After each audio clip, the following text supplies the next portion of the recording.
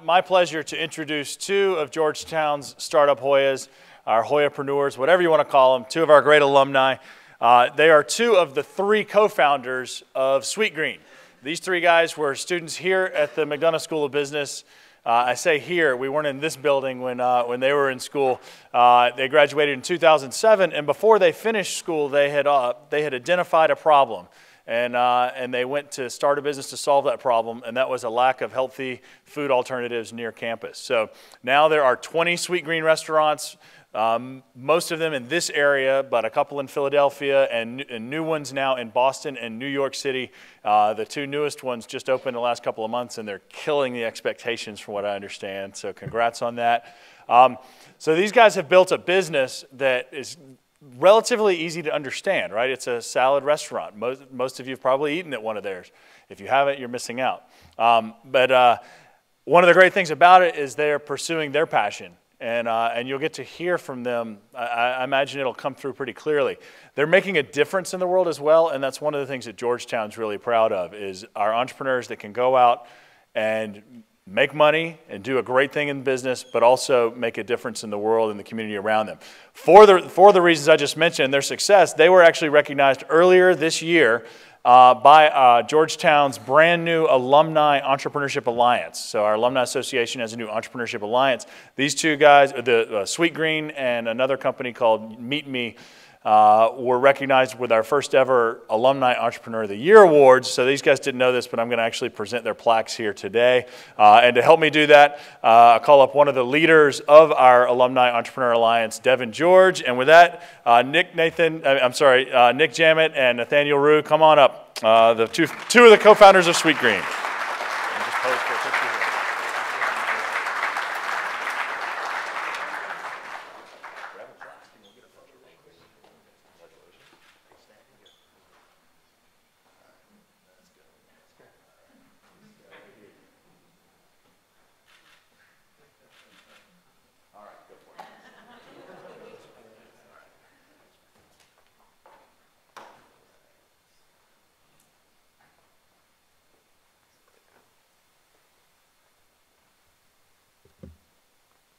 Hi, thank you so much for having us.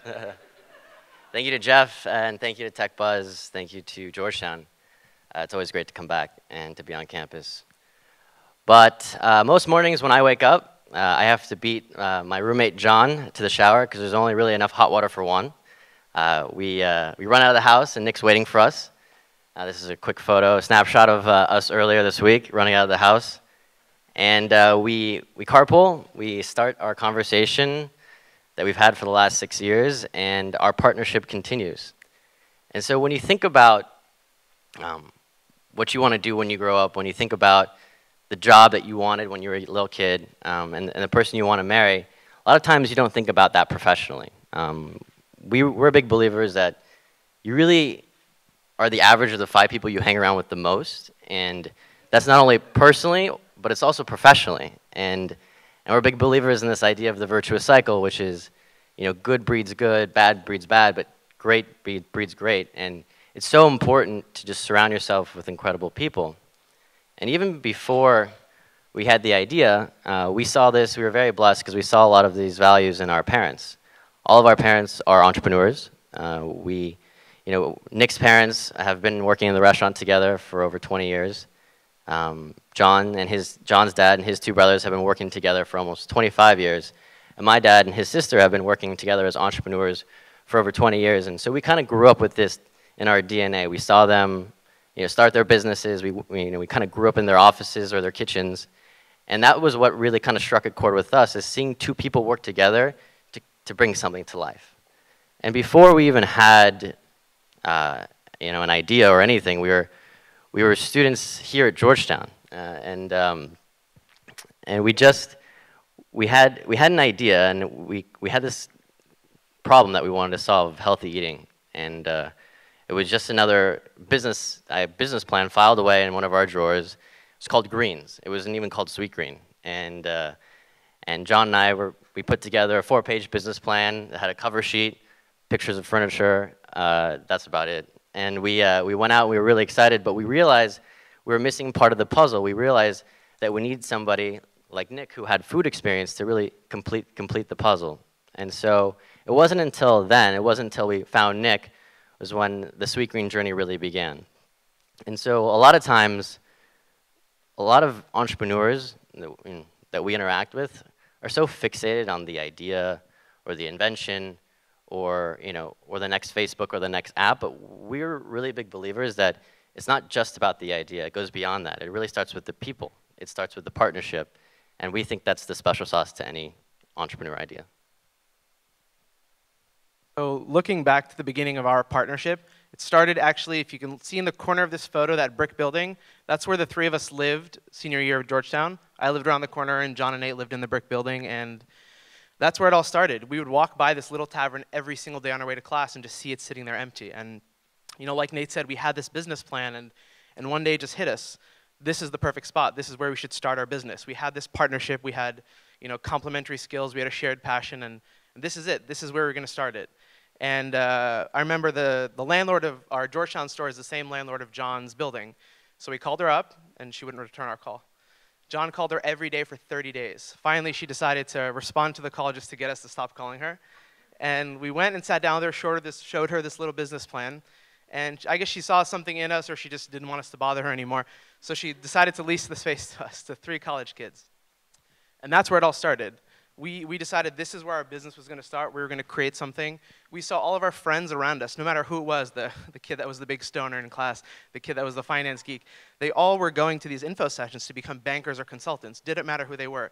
But growing up in our environments with our families and these folks we saw create businesses from scratch, we decided that's what we wanted to do. So this is where it was going to start. We didn't care that it was 560 square feet. We didn't care that there was no water, no electricity, that it was a concrete box, and that everyone around us told us, you can't open a restaurant in that little tavern. We didn't care. That's where our business was going to start. So we did that. We spent the next couple months trying to convert our business plan, 20 pieces of paper, to a reality. And it worked. That's really where the three of us kind of built our dynamic and figured out who was good at what and really challenged each other. And the dynamic is the same and stronger today, and it's really what has led to all the greatest decisions in our company's history, and any success we've had has come from this dynamic. This is one of our more embarrassing but favorite moments from the day our Georgetown store opened. We had these snazzy menu boards that were magnetic, and this is a few hours before we opened. We realized that magnets don't stick to stainless steel, and we had covered the walls in stainless steel. So Nate had to run out to a hardware store and figure out a solution. But again, it's this idea that we have this ability to divide and conquer, and we have 3 people, 3 brains, 3 different decision filters. And looking back at the biggest moments in our company's history, and we thank God that there was the 3 of us. Sweetgreen would not be what it was today without this 3-legged stool, or 3-headed monster, as they call us in the office. And looking back for us, we can't imagine having done it a different way, and we're really thankful that we have this partnership. One of another pretty funny but embarrassing story is when we opened our second store in Dupont Circle. Dupont Circle was supposed to be our flagship store. It was about 3 times the size of Georgetown. It was had seating, was where we wanted to really create a name for ourselves. Let's do this. Okay, so it was 3 times the size of that building. And I remember we were really excited. Our parents were there. Our investors were there for the opening day. We opened April Fool's 2009. And we opened the doors, and we had 0 customers. And I remember looking at Nick, and I was like, shit, this isn't going to work. This is the end of Sweetgreen. We're going to have to get real jobs. And no, I remember John saying, actually, no, we have to figure this out. We have to figure out how to do marketing. And at that point, the only marketing that the 3 of us knew how to do was to make food and to DJ and play music. So we combined our efforts, and we went to Guitar Center. We bought a big $400 DJ speaker, and Nick was in the kitchen making some small samples of all of our salads. And we spent the next 3 months, every Saturday and Sunday, just playing music and DJing outside of our Dupont Circle store for 3 months. And we passed out menus, We passed out samples, and we just were able to introduce people to our concept. And there was this crazy connection between food and music that created trial for our business, that created an emotional connection between food and music. And that's when the light bulb kind of went off in our head. And now Dupont Circle is one of our best stores in the company, and it also really helped us push our brand into more of a lifestyle brand. From that one little speaker, we had a block party the next year just with local farmers and friends, all free, about 200 people. The year after that, we had another block party. And then finally, in 2011, from that speaker, we threw a massive music festival at Maryland Post Pavilion for 15,000 people. And so it wasn't, the funny thing about this is we love this because we didn't pay for this. This actually came out of a problem that we had, and a problem that the three of us had to do together, had to solve together. And so it's so important when we think about new business ideas or get excited about the next big thing. It's really just, it's the people behind it. And you know, when we were asked to give a keynote about technology or to a tech conference, we didn't really know what to say.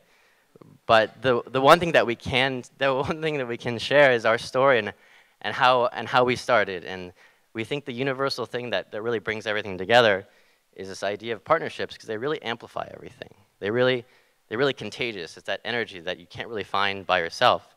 And we're not saying you can't do this alone, but what we are saying is it's probably a little bit more fun, a little bit easier, and that the sum is really greater than the parts. So thank you so much for having us. It's really great to see everybody here at Georgetown. Thank you.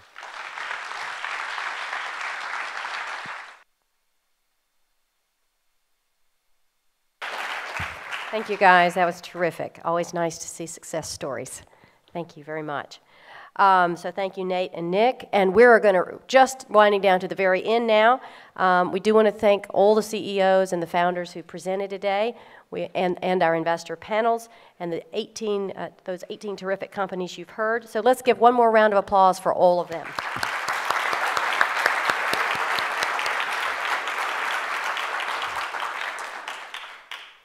Nope. We want to go the other way. Nope. All right. You want to do this? I'm going to bring up Kim Weir, who is also a big part of this. Please come up with Mava.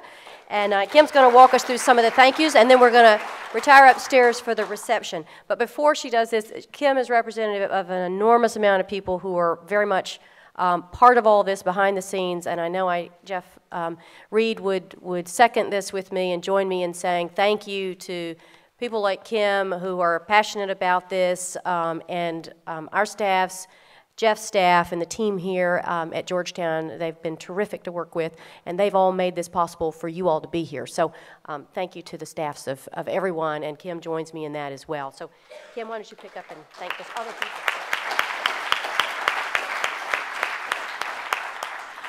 Well, this has been so much fun, but I'm aware that it is Friday evening, and I'm standing between you all and the cocktails. So let me just say a humongous thank you to the fleet of individuals and organizations that brought us all here today for what I think has been a tremendous and fun day all around. There are two types of organizations that we formally work with in partnership. The first are our community partners. You'll see them here. They've got information in your program. These are organizations that have an ecosystem of their own and have helped us share the word of the TechBUZZ opportunity with their flock, as I call it, and help us raise the visibility. And the next group, gosh, I've never used the clicker, we call our promotional partners, and this is an even broader group of organizations that just are tremendous ripple effect and mouthpiece for the opportunity, the celebration of startups that today was all about. So I want to ask if you all, in the spirit of more applause, join me in thanking our community and promotional partners.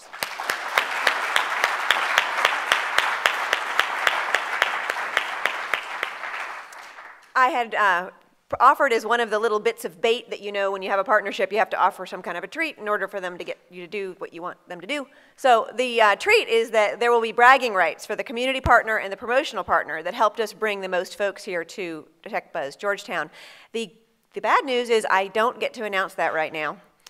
The good news, it's because we were so, frankly, overwhelmed with registration even this morning. We've gone past 400 for this turnout today. Woohoo! you could say that our accountants are still tabulating results, and we will tweet out the results of our best effective community partner and promotional partner, and we'll make sure that we spread the word so your bragging rights are well intact. The last thank you that I'll do before we let you all roll on out of here is to thank from the bottom of our hearts our friends, family now, and teammates at Georgetown University, particularly Jeff Reed, his tremendous Julia, and the whole organization and institution that welcomed us here. I think we've enjoyed the place. Do you agree with me?